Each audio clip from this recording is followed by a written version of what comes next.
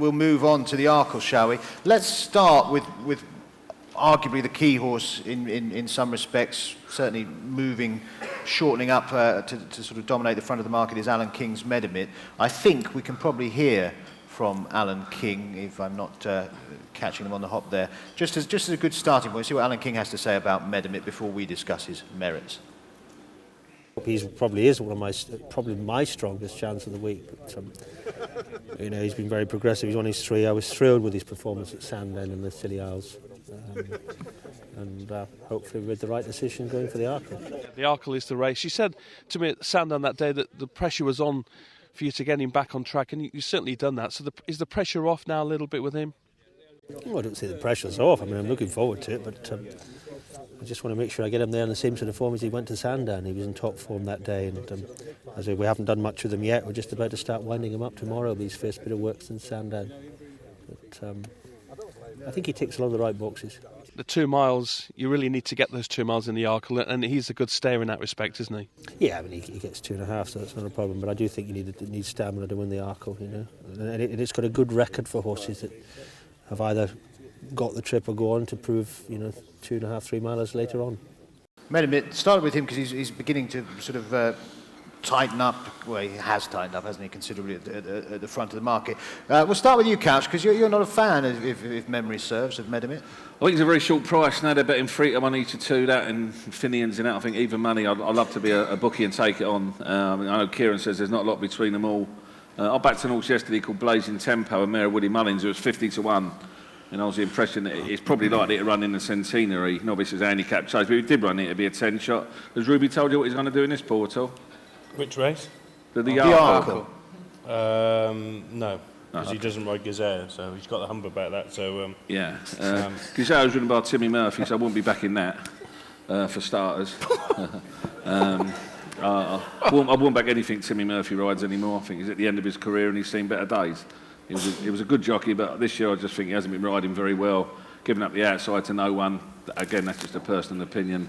And I just wouldn't back Ghizao. I backed a couple in the races, say Blazing Tempo. I took the 25 Rock Noir when I found out that JP had backed it Saturday. Grade 1 winner in France.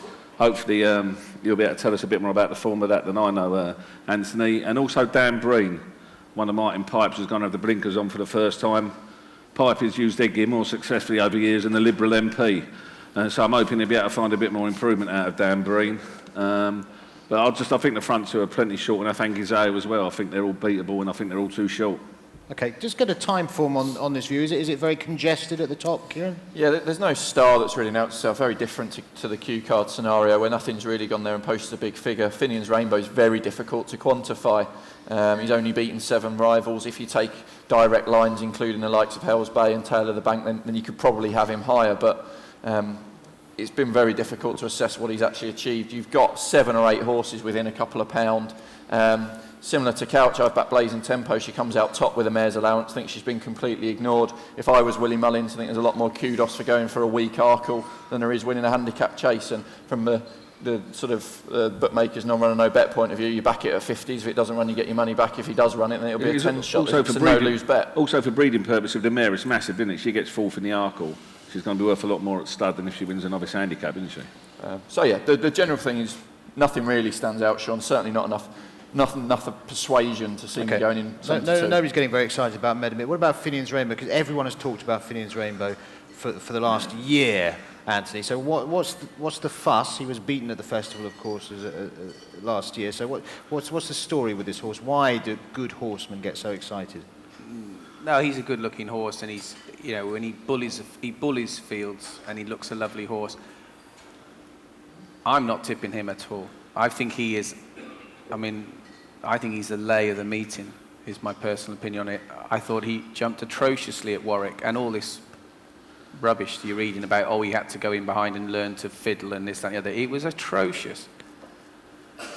I absolutely can't see Finian's. I'm crossing him, I'm putting a line straight through him.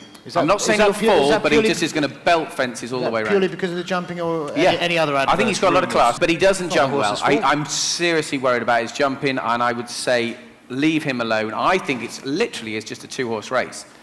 And I think Ghizao, I think he's got course and distance form, when I saw him win at the Paddy Power meeting, similar sort of ground he's going to get next week, I was blown away by him. I thought that was the Arkle winner, and I'd seen it in November. And I still think I might have done. However, I do know, I was involved with the purchase of Medermit, and I know that Alan King is as bullish about him as any other horse he's got in the stable. And that is, I would probably tip Medermit. I know he's going favourite, and Arkle favourites don't have a good record. I've been on these panels and they keep saying favourites and the Arkle don't have a good record. But hey, the horse doesn't know if he's bloody favourite or not. That horse is in the form of his life. He's a light-framed horse, athletic French horse, but he jumps well, jumps at speed. That Scilly Isles form's good. He came to the front too soon in the Scilly Isles. Mr. Gardner made a mistake. Suddenly he was in front, 3 lengths clear. That's not his style. Chop will be producing this horse late. He's had 5 runs at Cheltenham and not won one of them. Yeah, but he was second to Supreme Novice. He's very narrowly beaten by, I think, Go Native. It was, yeah. But And he was second to Khyber Kim in the Greatwood when Khyber Kim was still quite well handicapped. I don't know, he'll keep coming second. Well, fine. I think he'll either be first or second. He won't be third. I think he's going to be there. He's got to produce late, I suppose. He has an Arkle profile, doesn't he? That's for sure. Medermit, in terms of being a very highly rated hurdler coming into the race. Ghizao's had a couple of mentions there, Paul. It was great to see you leaping to Timmy's defence so quickly there when he was criticised. I was worried I was going to have to separate you. But, Timmy will ride. How will Ghizao go? Well, the good news, Timmy has won on him twice in 2 rides, so that's a plus. Different horse now. He's had a breathing operation during the summer. I struggled with him last year. He was always choking in the spring. Didn't get the trip over 2.5. And got beat at Aintree, but he put a line through last year. Ran really well the first day when Ruby rode him, was second. Then he won the Grade 1 at the Paddy Power meeting and he absolutely hosed in. Then he gave £10 and a beating to Captain Chris at Newbury on ground. It was too soft. If you take the fact that he gave £10 and a good beating to Captain Chris, Medermit's got an awful lot to do on the basis of that form to beat him. He does act round Cheltenham. Timmy scored him this morning, he jumped well. I mean, I do think he's the one to beat, you know. I think he's a horse who'll be going for the Tingle Creek next year in the Champion Chase. I think he's improved enormously. Next year's a different year with jockeys, but to be fair to Timmy, you know, we're talking Cheltenham now, not Newton Abbot in the middle of the week. That's going to give him more of a buzz, and I do think he's the one to beat. Okay, it's a fair point you make about the Captain Chris form. He arguably holds. I think that form's bogus with Captain Chris. I think he's a stone better right-handed. You watch the video when he jumps. He hasn't won left or right yet, so he did at Kempton the other day when he had a walkover, but.